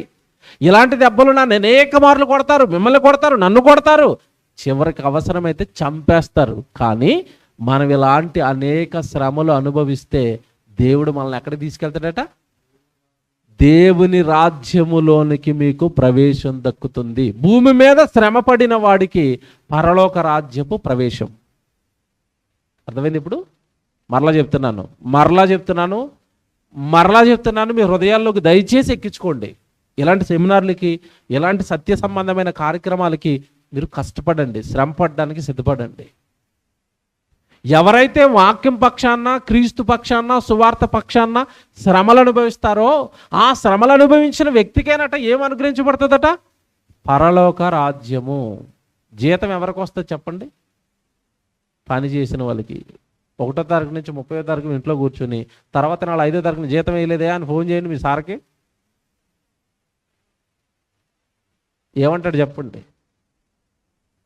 ఏ పని చేసావనరా నీకు జీతం అంటాడు. మరి పరలోక రాజ్యానికి డోర్లు ఓపెన్గా ఉన్నాయి, ఎవరిని పడితే వాళ్ళు ఆర్ వెల్కమ్ అనడానికి. సెమినార్కి అయితే అందరిని వెల్కమ్ చేస్తున్నాం మేము డోర్లు తీసి, పరలోకానికి ఇలా వెల్కమ్లు ఏముండవు. సెమినార్కే డోర్లు ఓపెన్ ఉంటాయి, పరలోకానికి డోర్లు ఓపెన్ ఉండవు. ఏది బాబు నీ కార్డు ఏది అంటాడు. ఏం కార్డు? నీతి క్రియల కార్డు, శ్రమల కార్డు. ఏం చేసావు కరీంనగర్లో? ఏం చేసావు మీ ఊరిలో? సువార్త కోసం ఏం శ్రమ పడ్డావు? బైబిల్ కోసం ఏం శ్రమ పడ్డావు? ఎవరిని మార్చావు? ఎవరిని దేవుళ్ళలోనికి నడిపించావు? అసలు ఎప్పుడైనా ఒక మాట అయినా పడ్డావా నా కోసం?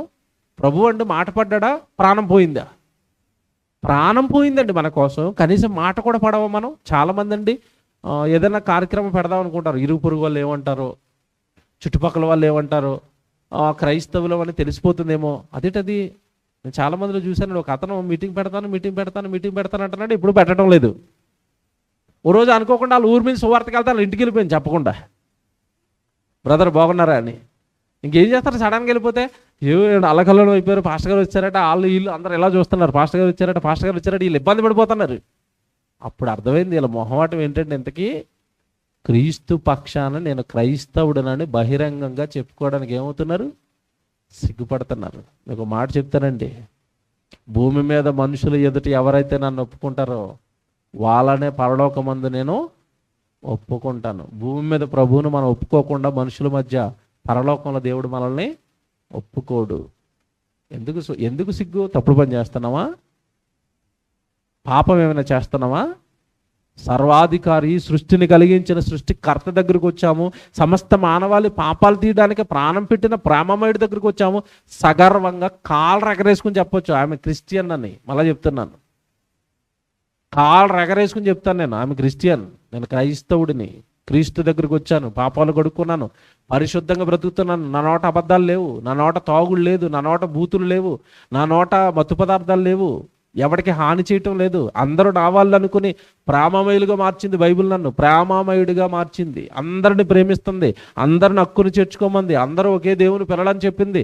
ఇంత మంచి బైబిల్ దగ్గరికి వచ్చి, ఇంత మంచి ప్రభు దగ్గరికి వచ్చి ఎవరికి కోసం సిగ్గుపడతామో, ఎవరి ముందు తలదించుతాం చెప్పండి? నా సోషల్ మీడియా అకౌంట్లు అన్నిటిలోనే వాక్యమే చెప్తాను నేను. ప్రతి సోషల్ మీడియా అకౌంట్, అది ఫేస్బుక్, యూట్యూబ్, ట్విట్టర్, ఏదైనా దేవుడి వాక్యాలు చెప్తాను. నేను సేవకుడిని, నేను నా ప్రభువును ప్రకటిస్తున్నాను. ఆ ధైర్యం తెచ్చుకోండి. ఆ పరిశుద్ధతలో ఉన్నాం మనం, ఆ పవిత్రతలో ఉన్నాం, ధైర్యంగా ఉండండి దేవుని పిల్లలారా.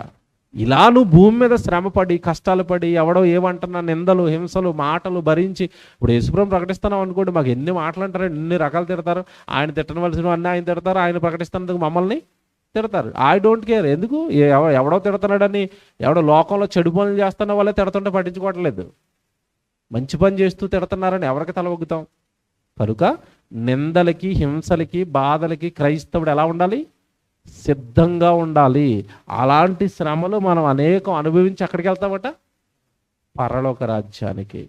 పనిచేసిన వాడికే జీతం, భూమి మీద ప్రభు పక్షాన శ్రమ పడిన వాడికే పరలోక రాజ్యం. మళ్ళా చెప్తున్నాను, రాసి పెట్టుకోండి ఇది. అంటే భూమి మీద నేను పని చేయమంటున్నది దేవుడు పరలోక రాజ్యం కోసం. Very good. ఇప్పుడు అసలు విషయం చెప్తాను ఇప్పుడు మీకు. శ్రమ అసలు మాకెందుకు వస్తుందండి? మరి దేవుడు అంటూ ఉంటే శ్రమ ఎందుకు వస్తుంది? అంతే కదా. చాలామంది శ్రమలు వస్తాయనేసరికి ఇది ఎక్కడో డైజెషన్ చేసుకోవడానికి, ఇది హృదయానికి తీసుకోవడానికి చాలా ఇబ్బందిగా ఫీల్ అవుతారు. శ్రమ ఏంటండి? దేవుడు అనే ఆయన దేవుడు పని చేయమంటూ, మరి దేవుడు పనిలోకి వెళ్ళినప్పుడు శ్రమలు వస్తున్నాయి అంటున్నారు కదా. మరి దేవుడు అనే ఆయన ఉంటే ఎందుకు శ్రమ వస్తుంది? ఎందుకు శ్రమ వస్తుందో తెలుసండి? దేవుడు ఎవరిని కూడా కోరుండి శ్రమ పెట్టడండి. మీ పిల్లల్ని మీరు శ్రమ పెడతారా? మీ పిల్లల్ని కావలసి కొడతారా? కావలసి తిడతారా? వాడు ఏడుస్తూ ఉంటే మీరు సైకలాజికల్గా ఏమైనా ఆనందంగా ఫీల్ అవుతారా, బాధగా ఫీల్ అవుతారా? మీ పిల్లలు బాధపడుతున్నప్పుడు, మీ పిల్లడు ఏడుస్తున్నప్పుడు, మీకు బాధ వచ్చినప్పుడు దేవుడు శ్రమ పడమని అసలు మనకెందుకు చెప్తున్నాడు? అసలు మనకి శ్రమలు ఎందుకు వస్తున్నాయి? ఇది విడగొడతాను, జాగ్రత్తగా వినండి. అసలు సువార్త పని చేసిన వాడికి, దేవుడిని ప్రకటిస్తున్న వాడికి శ్రమ ఎందుకు వస్తుందో తెలుసండి? ఈ శ్రమ వస్తున్నది దేవుడి వల్ల కాదండి. ఈ కష్టం వస్తున్నది దేవుడి వల్ల కాదండి. కష్టం ఇచ్చేది, శ్రమ ఇచ్చేది, బాధ ఇచ్చేది ఎవరో తెలుసా? మత్తయి సువార్త వాక్యం చూసుకోండి, 4వ అధ్యాయం 3వ వచనం రాసుకోండి.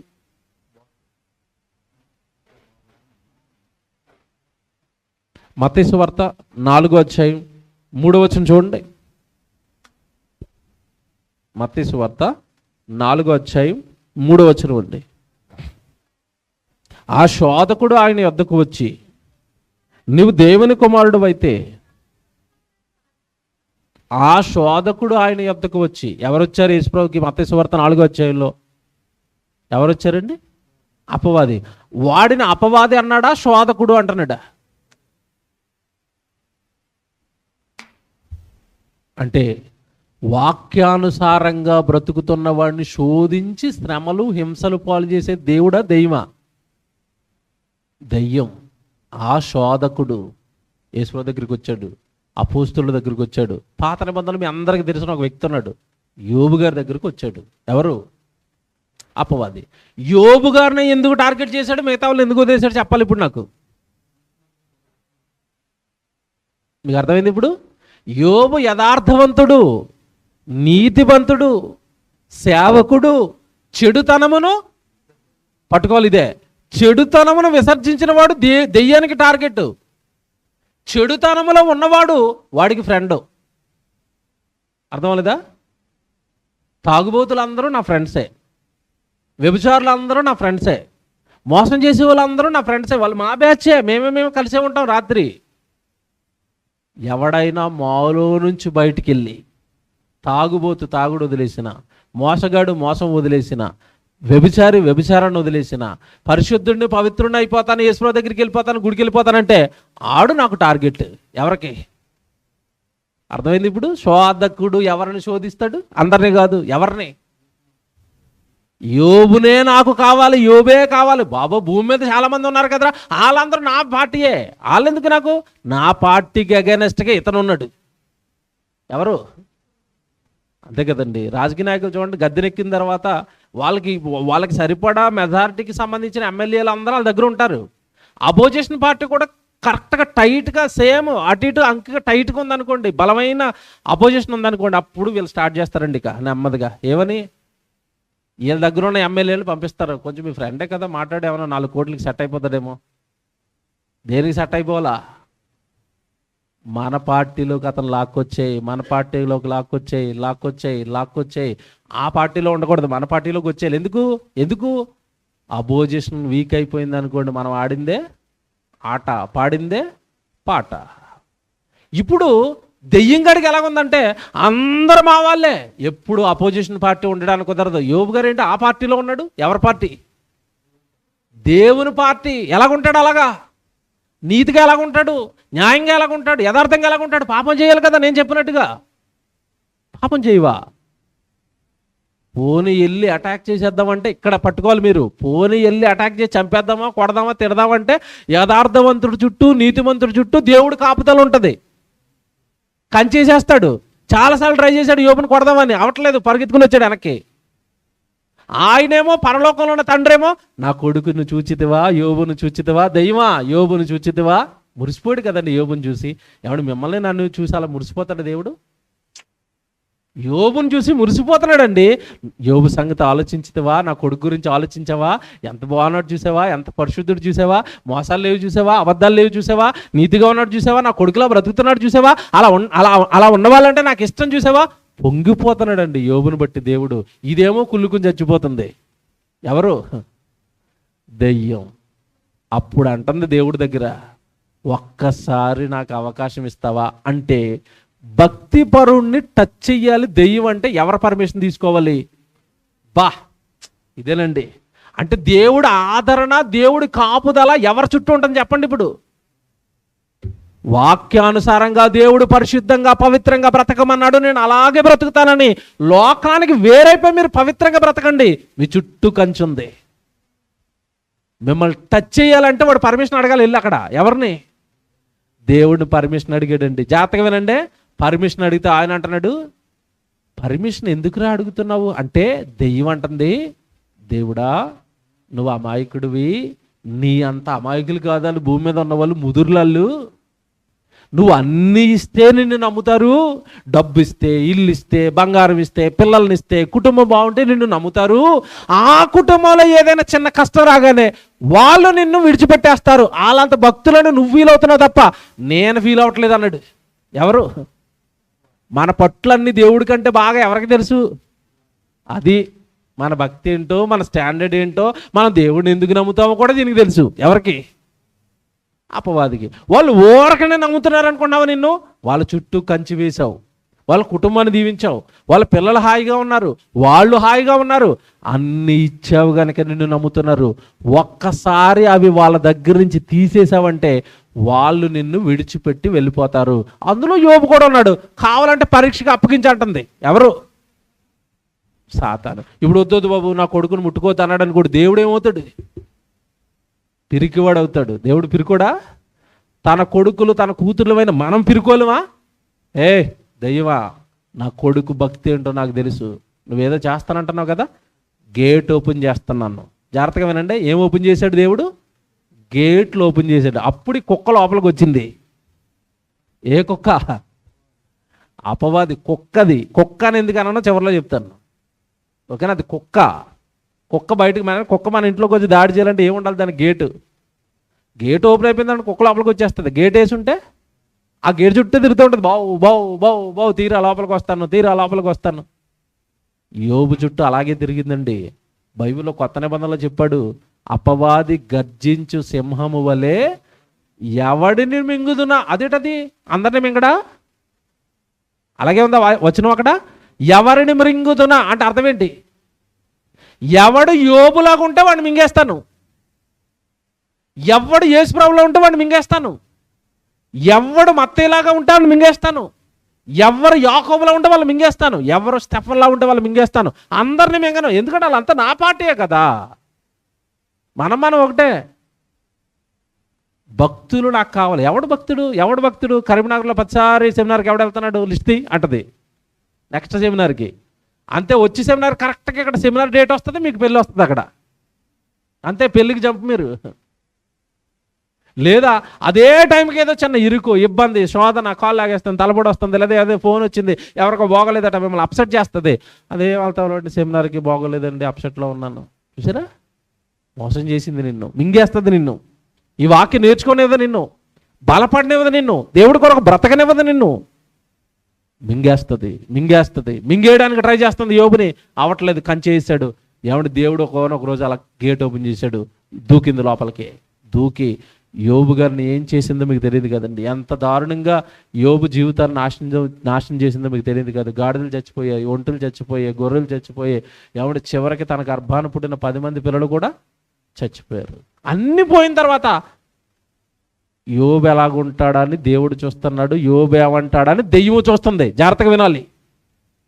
అన్నీ పోయిన తర్వాత దేవుడు వెయిటింగ్. ఇప్పుడు కొడుకు ఏమంటాడు? బాగున్న రోజులు దేవా స్తోత్రం అన్నాడు, బాగున్న రోజులు దేవుడు గొప్పోడు అన్నాడు, బాగున్న రోజులు నా గుడికి వచ్చాడు, సన్నిధికి వచ్చాడు, బైబిల్ పట్టుకుని వచ్చాడు, వాక్యాలు చదివాడు, వాక్యాలు చెప్పాడు, భక్తిలో ఉన్నాడు, అన్నీ బాగున్న రోజులు. ఇప్పుడు అన్నీ పోయాయి కదా. గుడికి వస్తాడా, నన్ను తిడతాడా అని ఎదురు చూస్తున్నాడు. ఎవరు? దేవుడు. ఈలోపు యోబేశాడండి ఒక డైలాగు, నేను లోకములోనికి దిగంబరిగా వచ్చి తిని యెహోవా ఇచ్చెను, యెహోవా తీసుకొనెను, యెహోవా నామమునకు స్తుతి కలుగును గాక. అది పోయిన తర్వాత కూడా స్తుతి కూడా పెట్టాడు. మనం ఎప్పుడు పెడతాము? పెళ్ళి కుదిరితే స్తుతి కోటం, ఉద్యోగం వస్తే స్తుతి కోటం, ఎవడు ప్రమోషన్ వస్తే స్తుతి కోటం. నాకు ఉద్యోగం పోయిందండి, దరిద్రం పోయింది, సాయంత్రం ప్రార్థన పెడుతున్నాడు రండి అంటారా? అంటారా ఎవరైనా? నాకు ఉద్యోగం పోయి దరిద్రం పోయిందండి, ఆ ఉద్యోగంలో ఉండటం వల్ల దేవుడి సన్నిధికి సరిగా రాకపోయేవాడిని, దేవుడి సన్నిధికి మా బాస్ రానిచ్చేవాడు కాదు, ఏమంటారు దాన్ని, ఆ బంధకాలంలోంచి విడిపోయి ఉద్యోగం పోయి దరిద్రం పోయిందండి, సాయంత్రం స్తుతి కూడా పెట్టుకుంటాను, అందరూ వచ్చేయండి. ఎవడైనా అన్నాడండి జీవితంలో? అలా అందుకే భక్తులు అయ్యారు. మనమేమో భక్తిహీనులు అయ్యాం. మనకేంటంటే మేలు జరిగితే దేవుడు, ఏమన్నా నష్టం జరిగితే ఏదోనండి, ఏదో మరి దేవుడు మమ్మల్ని కాపాడలేదండి, ఉపవాస ప్రార్థన ఎట్టేస్తాను, మరి ఇంకా ఆయన బ్లాక్మెయిల్ చేసేస్తాను. ఎవరిని? దేవుడినా? ఎవడు? నిజంగా ఓపెన్గా మాట్లాడుకుంటున్నాను, ఓపెన్గా మాట్లాడుకుందాం, దేవుడి సన్నిధిలో ఉన్నాం కదా. నాకు ఇది అవ్వట్లేదు, ఇది అవ్వట్లేదు, ఇది అవ్వట్లేదు కనుక నేను ఇప్పుడు ఉపవాస ప్రార్థన చేసి అయినా సరే ఆయన దగ్గర నుంచి లాగేసుకుంటాను. ఇది భక్తి అవుతుందా, బ్లాక్మెయిల్ అవుతుందా నాకు చెప్పండి. అప్పుడప్పుడు పిల్లలను అప్పుడప్పుడు భార్యలు ప్రయోగిస్తూ ఉంటారు దీన్ని. పిల్లలు ఆడు కావాల్సింది కొనటం లేదనుకోండి, మూల కూర్చుంటాడు. యారా మూల కూర్చొని అన్న తినమంటే, నేను తిన్నావు, నువ్వు పలానా నాకు కొనలేదు. ఇది ఇది ఇది అడగటమా బ్లాక్మెయిల్ చేయటమా చెప్పండి. అప్పుడప్పుడు చూడండి భార్యలు ఏమో బంగారం నాకు అడుగుతుంది, ఆయనకి అవధ పాపం కొనట్లేదు అనుకోండి, అంతే రోజు ఆనందంగా మాట్లాడేవాడు ఆనందంగా మాట్లాడదు, అన్నం అక్కడ ఎడ్డని తిను అంటది. ఈయనకి అర్థమైపోద్ది ఏం చేస్తుంది, ఇప్పుడు స్ట్రైక్లో ఉంది, స్ట్రైక్ ఇది. లేదమ్మా వచ్చే నెల కొంటానమ్మా, నువ్వు అలా చేయకమ్మా. లేదు లేదు మీరు 2 నెలల నుంచి ఇలాగే చెప్తున్నారు, నా వల్ల అవదు, మీరు పెట్టుకుని తినండి. బ్లాక్మెయిల్ ఇది. నీ జీవితంలో నీకు జరగనివి కూడా నేను ఉపవాసం చేసైనా సరే ఆయన దగ్గర నుంచి లాగేస్తానంటే దీన్ని ఏమనాలి చెప్పండి. మీరు యథార్థంగా మాట్లాడుకుంది ఏమనాలి దీన్ని. మీకు అక్కరగా ఉన్నవేవో నాకు తెలుసు. వాక్యాన్ని ఎందుకు గౌరవించరు? మత్తయి సువార్త 6వ అధ్యాయం చెప్తున్నాను నేను ప్రతిదీ బేస్ బైబిల్ పెట్టుకుని మాట్లాడతాను. నేను మీకు అక్కరగా ఉన్నవేవో నాకు తెలుసు అన్నాడు. మనకి అవసరాలు ఏంటో దేవుడికి తెలుసట. అవసరాలు తెలుసురా, నేను నీకు ఇస్తాను రా అన్నా సరే నువ్వు బ్లాక్మెయిల్ చేస్తున్నావంటే వాక్యాన్ని గౌరవిస్తున్నావా? నీకు ఏం కావాలో దేవుడికి తెలియదండి. మన పిల్లలకి ఏం కావాలో వాడు బ్లాక్మెయిల్ చేస్తేనే ఇస్తామా? వాడికి కావాల్సినవన్నీ మనం సమకూరుస్తాం. మీరు చెప్పండి. దేవుని పిల్లరా, యోబుకు ఎప్పుడైతే ఇలాంటి కష్టకాలం వచ్చిందో, ఎప్పుడైతే అన్నీ పోయాయో, పోయినా సరే దేవుడిని విడిచిపెట్టలేదండి. యెహోవా ఇచ్చాను, యెహోవా తీసుకొనెను, యెహోవా నామమునకు పొంగిపోయాడండి తండ్రి. పొంగిపోయాడు. ఏ దైవా, ఏదో కారు కూతలు కూసావు కదా నా కొడుకు మీద, ఆస్తి పోతే, డబ్బు పోతే, ఇల్లు పోతే, బంగారం పోతే నన్ను విడిచిపెడతాడన్నావు కదా దెయ్యం, చూడు ఒకసారి కొడుకుని చూడు అన్నాడు. పొగా మాటలో చేసినాడు దానికి ఒళ్ళంతా. అప్పుడు అంటుంది దెయ్యం, నేను ఇంకొక ఛాన్స్ అడుగుతున్నాను నిన్ను. నిజమే మీ ఓడు సూపరే, స్ట్రాంగే, కానీ ఎంత స్ట్రాంగ్ వ్యక్తి అయినా ఒక్క చోట పడిపోతాడు. ఎక్కడ?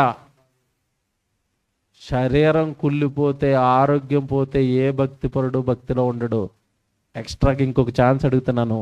ఇప్పటి వరకు అతను చుట్టూ ఉన్నవన్నీ నాశనం చేశాను, ఇప్పుడు డైరెక్ట్గా అతన్నే నాశనం చేస్తాను. అతను ఆరోగ్యాన్ని పాడు చేసేస్తాను.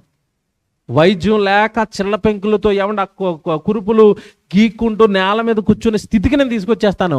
అప్పుడు కూడా నీ కొడుకు భక్తిలోనే ఉంటే నువ్వన్నట్టుగా యోబు భక్తుడని నేను ఒప్పుకుంటాను. ఎవరు? దెయ్యం. ఇప్పుడు ఏమన్నాడు తెలుసా దేవుడు? నువ్వు ఏం చేస్తావో చేయి, కొడుకు భక్తుడంతే, నీకు ఆప్షన్ ఇస్తున్నాను, కానీ అతడి ప్రాణాన్ని ముట్టుకోవడానికి మాత్రం వీల్లేదు. సెకండ్ ఛాన్స్ ఇచ్చాడండి. అప్పుడు యోబుని ఏం చేసేసింది? శరీరం కుళ్ళిపోయింది. ఎవడు చుట్టూ ఉన్న స్నేహితులు అందరూ విడిచి వెళ్ళిపోయారు. చివరికి భార్య, ఆదరించవలసిన భార్య అంటుంది, ఆదరించవలసిన భార్య వచ్చి అంటుంది, అతని భార్య వచ్చి, నువ్వెంకను యథార్థతను వదలకుందువా, దేవుణ్ణి దూషించి. చూసారండి ఏం చేయాలట? మామూలుగా చచ్చిపోకూడదట యోబు. జాతక వినండి, ఈవిలోకి దెయ్యం దూరిపోయింది. బెడ్ మీద పడిపోయిన భర్తను బాగు చేసుకుంటుందా, దేవుని ఇంకా బాధ పెడుతుందా? బాధ పెడుతుంది. దూషించి చచ్చిపో, దూషించి చచ్చిపో. ఇప్పుడు యోబు పలికిన మాట అంటే అక్కడ మూర్ఖురాలు మాట్లాడినట్లుగా. అంటే యోబు భార్యలో ఏముందట? మూర్ఖత్వం, జ్ఞానం లేదు. అన్ని బాగున్నప్పుడేమో దేవుడికి స్తుతులు కొట్టింది, దేవుడు కూడా యోబు వెనకాల వెళ్ళి గుళ్ళో. యోబుకు ఆ పరిస్థితి వచ్చేసరికి ఇంకెందుకు దేవుడు, ఇంకెందుకు యథార్థత, ఇంకెందుకు భక్తి, ఇంకెందుకు ప్రార్థనలు, ఇంకెందుకు గుడి, ఇంకెందుకు బైబిలు, వదిలే ఇవన్నీ వదిలే, వెళ్ళి ఏం బాగుపడ్డావు నువ్వు, అంతేనా? నాతో పాటు సువార్త స్టార్ట్ చేశారండి ఒక అతను. జాగ్రత్తగా వినండి, ఎంత బాగుంటారో అమ్మలు చెప్తున్నాను. నాతో పాటు తొలినాలలో ఒక అతను సువార్త స్టార్ట్ చేశాడండి. సువార్త స్టార్ట్ చేసి నా జీవితం చితికిపోయిందంటే అతని జీవితం చితికిపోయింది. దేవుడు సేవకులు అనేసరికి చూడడానికి అందంగా ఉంటారు, జీవితాలు చితికిపోయి ఉంటాయి.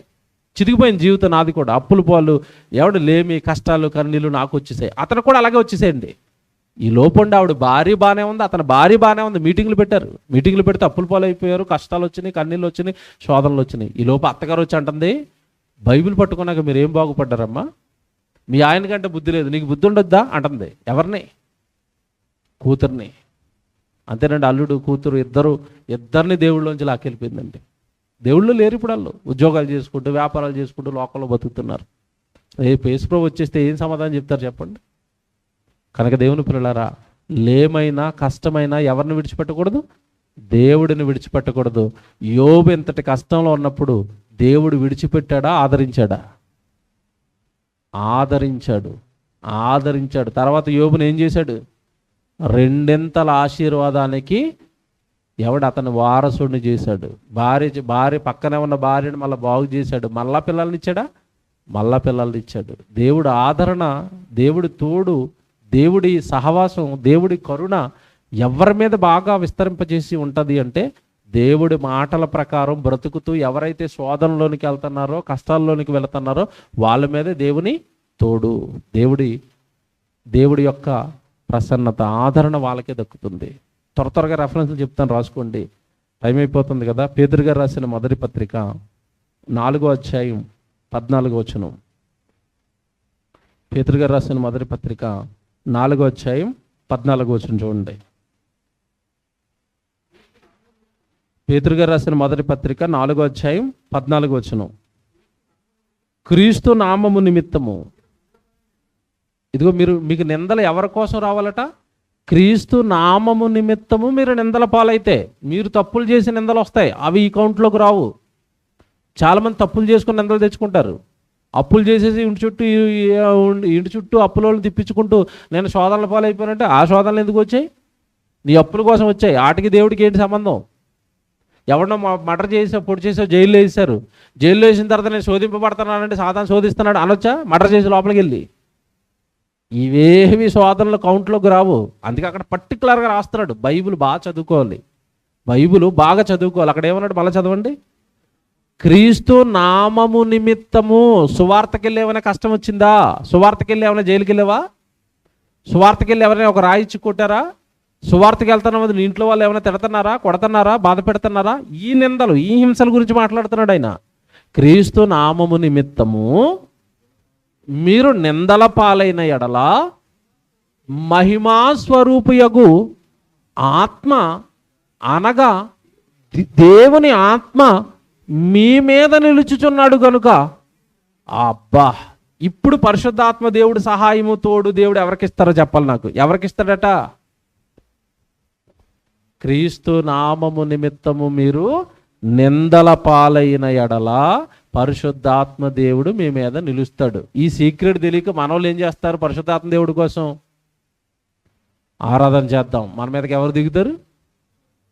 నువ్వు ఒక చోట కూర్చొని ఎగిరితే గెంతితే నీ మీదకి దిగడు. పక్క ఊరికి సువార్తకి వెళ్తే దిగుతాడు. ఇది తెలియదు చాలామందికి. క్రీస్తు నామము నిమిత్తము నిందల పాలైన ఎడల మహిమా స్వరూపయగు ఆత్మ మీ మీద, అంటే నువ్వు కష్టపడుతుంటే, శ్రమ పడుతుంటే, బాధపడుతుంటే నిన్ను ఆదరించడానికి వస్తుంది పరిశుద్ధాత్మ దేవుడు. మళ్ళీ చెప్తున్నాను, చదువుకోండి. తర్వాత మత్తయి సువార్త 10వ అధ్యాయము 16 నుంచి 20 వరకు రాసుకున్న తర్వాత చదువుకోండి. మత్తయి సువార్త 10వ అధ్యాయము 16 నుంచి 20 వరకు రాసుకుని చదువుకోండి. తర్వాత అక్కడ ఏముంటుంది అంటే, యేసుక్రీస్తుల వారు తన దగ్గర 10 మంది శిష్యులను చక్కగా వాక్యం నేర్పించి ప్రజలను బాగు చేయమని ప్రపంచం మీదకి పంపిస్తున్నాడు. మీరు వెడతన్న ప్రజలేమో మంచి వాళ్ళు కాదు, వాళ్ళు క్రూరులు, వాళ్ళు తోడేళ్ళ మధ్యకు గొర్రెలను పంపినట్టుగా మిమ్మల్ని పంపుతున్నాను. వాళ్ళు మహాసభలకు అప్పగించేస్తారు, మిమ్మల్ని కొడతారు, మిమ్మల్ని తిడతారు, మిమ్మల్ని జైల్లో వేసేస్తారు. అప్పుడు మీరు ఏం మాట్లాడాలో మీకు తెలియదు కనుక, మీరు అమాయకులు కనుక మీ మీద పరిశుద్ధాత్మ దేవుడిని మీకు తోడుగా పంపిస్తున్నాను అన్నాడు. అంటే పరిశుద్ధాత్మ దేవుడి సహాయం ఎక్స్ట్రాగా ఎవరికి దక్కుతుంది చెప్పండి? ఇప్పుడు దేవుడి పనిలో శ్రమ పడుతున్న వాడికి, నిందల పాలైపోతున్న వాడికి ఎవరుంటున్నారట మీద? పరిశుద్ధాత్మ దేవుడు. మీకు సంగతి చెప్పనండి, ప్రవక్తలందరికీ పరిశుద్ధాత్మ దేవుడు ఉన్నాడు కనుక వాళ్ళు తిడతన్నా పట్టించుకోకుండా సువార్త చేశారండి. మనం అయితే చేయగలమా సామాన్యులవి? యేసుప్రభు నన్ను తిడతన్నా కొడతన్నా వాళ్ళు ఎందుకంటే అలా నిలబడిపోతున్నారు? ఎప్పుడైనా ఆలోచించారా? ఎందుకు అలా నిలబడిపోతారు? మీద ఎవరున్నారు? పరిశుద్ధాత్మ దేవుడు. స్టెఫన్ని రాళ్లతో కొట్టేస్తుంటే స్టెఫన్ ఏమంటున్నాడు? అదిగో పరలోకంలో నా కుడిపార్శ్వం నా ప్రభు ఆసీనుడై ఉన్నాడు. మూర్ఖులారా, మీ ప్రభు గురించి, రక్షకుడి గురించి ప్రవక్తలు అందరూ చెప్పారు, అయినా మీరు ఒప్పుకోలేదు. ఒప్పుకొని ప్రకటిస్తున్న మమ్మల్ని చంపుతున్నారు. అడుగో ప్రభు అన్నాడు. ఎవరి సహాయంతో? ఎవడైనా రాళ్ళు ఇచ్చి కొడుతుంటే మనం వాక్యం చెప్తామండి. ఆ ధైర్యం, ఆ శక్తి కావాలంటే లోపల ఎవరు ఉండాలి? అంటే పరిశుద్ధాత్మ దేవుడు ఎవరికి ఇస్తున్నాడు? శ్రమ పడుతున్న వాళ్ళకి పరిశుద్ధాత్మ దేవుని సహాయం. లోపల పరిశుద్ధాత్మ దేవుడు ఉన్నాడు అనుకోండి, ఎలాగుంటుంది తెలుసా? మీకు తెలియదు, అది మాకు తెలుసు. ఎలాగుంటుంది తెలుసా? దావీదు యుద్ధానికి వెళ్తున్నాడు కత్తి పట్టుకుని.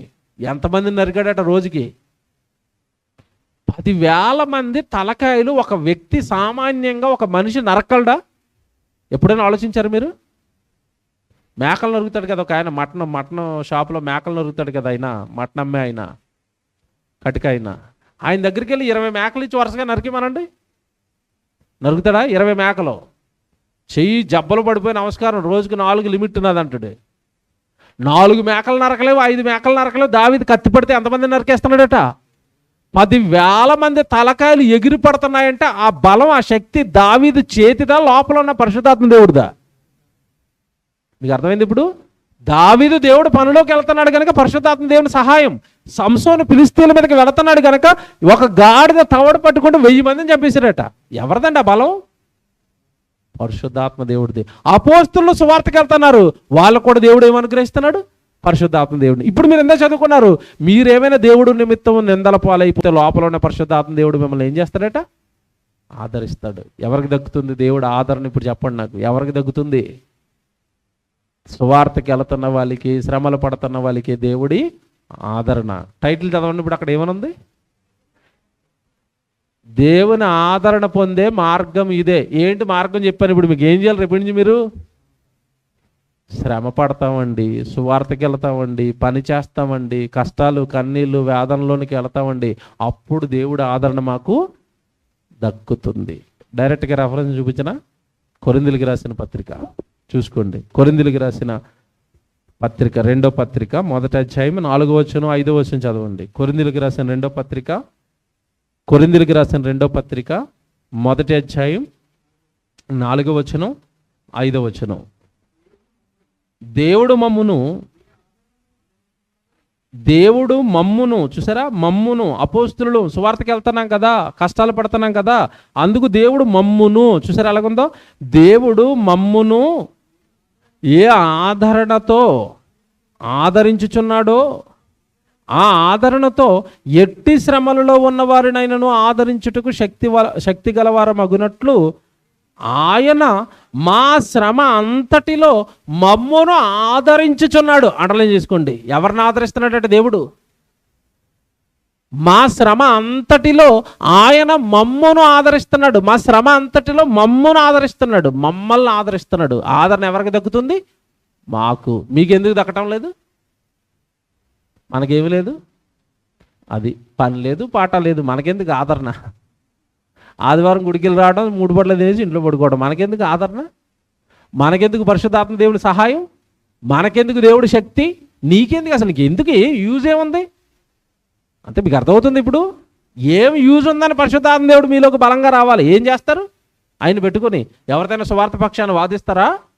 బైబిల్ తప్పన్నవాడితే ఏమన్నా బైబిల్ నేర్చుకుని ధైర్యంగా ఆడు ముందు నిలబడి ఎందుకురా బైబిల్ తప్పంటున్నా, తప్పులేంటి పట్టుకురా నేను నిరూపిస్తానని ధైర్యంగా ఏమైనా వాదించగలిగిన ధైర్యము, శక్తి, సామర్థ్యం ఏమైనా ఉన్నాయా? దానికి కదా నీకు సహాయం కావాలి, పరిశుద్ధాత్మ దేవుని సహాయం. ఎందుకు నీకు?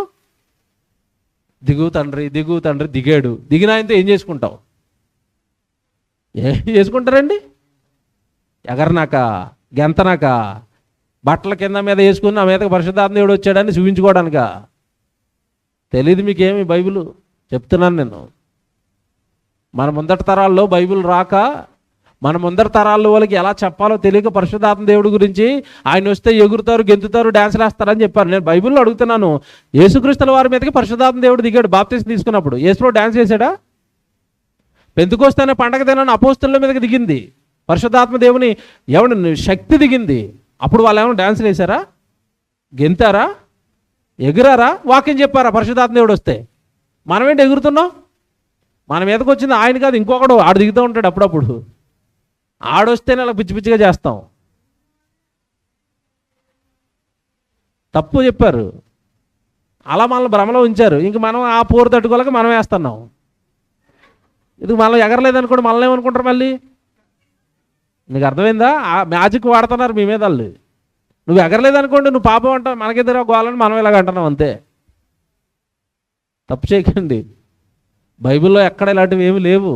అడగండి పాస్టర్ గారిని, అలా చెప్తున్న పాస్టర్ గారిని అడగండి. బైబిల్లో పరిశుద్ధాత్మ దేవుడు దిగితే డ్యాన్స్ వేసినట్టుగా, గెంతినట్టుగా, ఎగిరినట్టుగా, అరిసినట్టుగా, కేకలేసినట్టుగా బైబిల్లో ఎక్కడుందో ఒక ఎవిడెన్స్. ఎగిరినట్టుగా, గెంతులేసినట్టుగా, కేకలేసినట్టుగా దెయ్యం పట్టిన వాళ్ళు ఉన్నారు. అలాగా బైబిల్లో యేసుప్రభు ఈ దెయ్యాలను విడగొట్టడానికి వెళ్ళినప్పుడు వాళ్ళు అందరూ ఏం వేస్తున్నారు? దయ్యం పట్టిన వాడు రంకెలేసేస్తున్నాడు. ఆ ఊర్లో అందరిని ఎవరిని రానివ్వట్లేదు, సంఖ్యలేసి కట్టేశారు, ఆడెగురుతున్నాడు. పరిశుద్ధాత్మ దేవుడు అల్లరికి కర్త కాదు. బైబిల్లో ఉందా? పరిశుద్ధాత్మ దేవుడు వస్తే అల్లరి జరుగుతుందా? వాక్యం ప్రశాంతంగా ఉంటుందా? తప్పు చెప్పేశారండి. అందుకే రండి, సెమినార్లకి రండి. మరి కన్వీనర్ గారిని అడగండి, ఒకవేళ ఆయనకి ఇష్టమైతే పరిశుద్ధాత్మ దేవుడి గురించి 3-4 పాటలు చెప్తాను, మళ్ళీ వస్తాను. ఆయన సంగతి ఏంటి, ఆయన ఎందుకు వస్తాడు, ఆయన వచ్చిన వాళ్ళు ఎలాగ ఉంటారు, ఆయన కార్యాలు ఏంటి, పరిశుద్ధాత్మ దేవుడు ఉన్నప్పుడు ఎలాంటివి జరుగుతుంది, ఈయన అడగండి. మీరు వెళ్ళేటప్పుడు కావాలంటే ఆయన పెట్టిస్తే నేను వస్తాను, చెప్తాను. మళ్ళీ క్లియర్గా నేర్చుకుందాం, కూర్చుందాం, బైబిల్ ముందు కూర్చుందాం. ఎవరి మాటలు వద్దండి. నేనేమి నా సొంత మాట ఒక్కడు కూడా చెప్పలేదు మీకు. ప్రతిదీ ఎక్కడి నుంచి చూపిస్తున్నాను? బైబిల్లో. అలా ఎగురుతారు, గెంతుతారు అన్న వాళ్ళని బైబిల్ పట్టుకొని రమ్మని చూపించమనండి. ఎక్కడ ఉండవండి అవి. పరిశుద్ధాత్మ దేవుడు వస్తే ప్రశాంతత, వాక్యము, సేవ, ఆత్మల రక్షణ, భారం ఇవన్నీ కలిగి ఉంటాడు వ్యక్తి. దేవుని పిల్లలారా, దేవుడి ఆదరణ శ్రమలలో ఉన్న వారికే దక్కుతుంది. దేవుడి ఆదరణ కావాలంటే మీరు సువార్త పనికి వెళ్ళాలి. ఒక మాట చెప్పి ముగించేస్తాను. ఎందుకు దక్కుతుందో ఉదాహరణ చెప్తాను, మీకు అర్థమైపోద్ది బాగా.